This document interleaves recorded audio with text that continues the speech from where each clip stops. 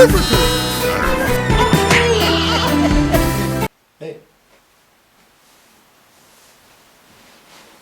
Vi tar en seriös lucka. Det händer något obehagligt i mitt hemland. Och mellan den ena och andra sidan tenderar du att få se sanningen. Den är inte alltid bekväm att kolla på. Varsågod.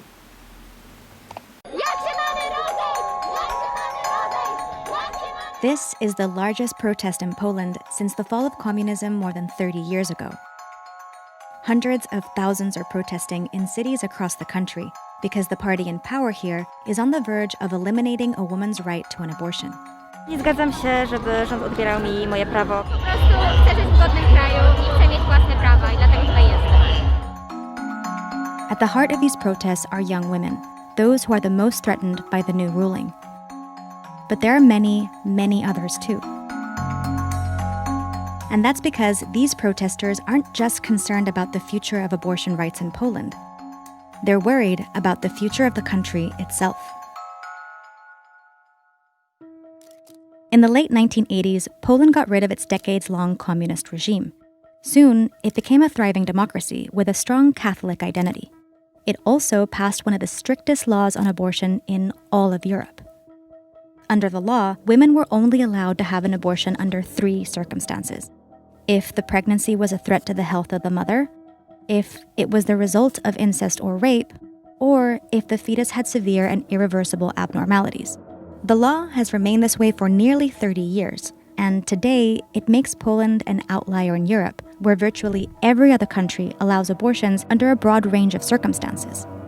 But some in Poland thought those strict laws were still not enough. In 2015, Poland elected the right-wing party Law and Justice into power. Shortly after, the party leader said, even pregnancies when a child is sure to die should end with the mother giving birth, so the child can be baptized, buried, and have a name. Very close to the totalitarian way of thinking as far as women's health, women's rights, and women's personhood is concerned. In 2016, the party backed legislation to eliminate all 3 legal paths to abortion. The legislation proposed imprisoning women seeking abortions and doctors who perform them for up to 5 years. They would even investigate miscarriages.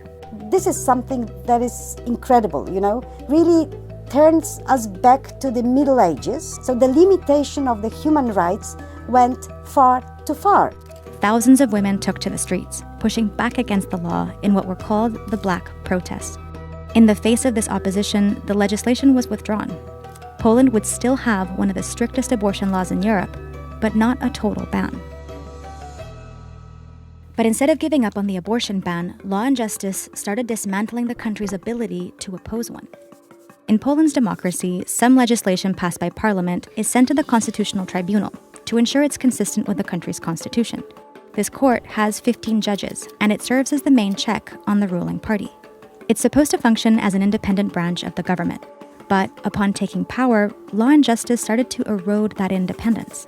They refused to swear in several judges who had been appointed by the previous government and replaced them with judges who would be loyal to them, including the tribunal president, who has the ability to determine which judges hear what cases.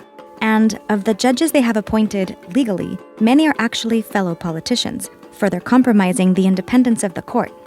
This has created a tribunal in which 14 of 15 judges are aligned with the ruling party. And the legitimacy of several of them is widely disputed, both in Poland and internationally. This version of the court has never decided a case against the ruling party. The fact that this constitutional tribunal is acting on behalf of the political party is just opposite of what constitutional tribunal should do. It was under these circumstances that Law and Justice sought a new ruling from the Constitutional Tribunal on the country's abortion laws that would eliminate one of the 3 bases for legal abortion: severe fetal abnormalities. And while it might seem like that would only prevent some abortions, fetal abnormalities are the reason for 98% of abortions in Poland. In other words, without technically banning abortions, the change would make them virtually impossible. Nearly 80% of Poles disagreed with this change.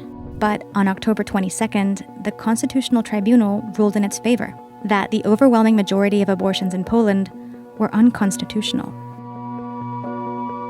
The ruling brought Poles back into the streets, and in much bigger numbers than in 2016. These protests are really different to what we've seen for the last 4 years because there are thousands and thousands of young people attending these protests, organizing these protests, and also these are the most grassroots, independent protests that we've ever had.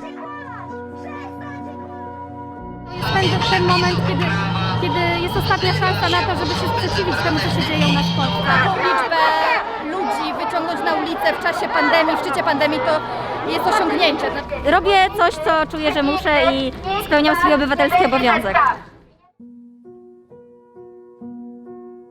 In the face of protests, the government has delayed taking the steps that would make the ruling official.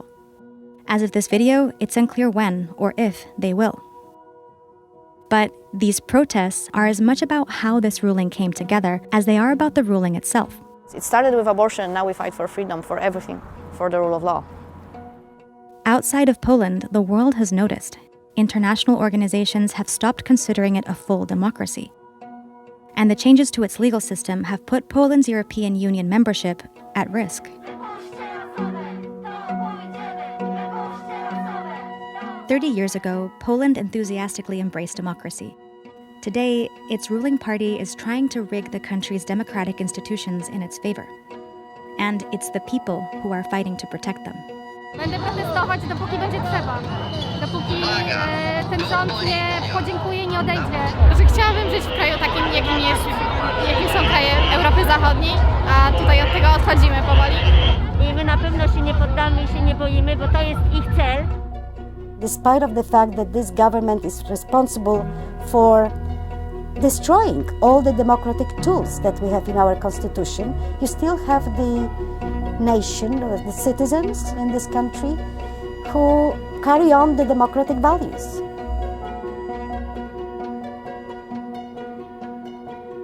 Błyskawicy, który jest symbolem strajku kobiet. Strajk kobiet działa już od 2015 roku, odkąd po raz pierwszy rząd zrobił zamach na ustawę, tak zwany kompromis aborcyjny. Błyskawica oznacza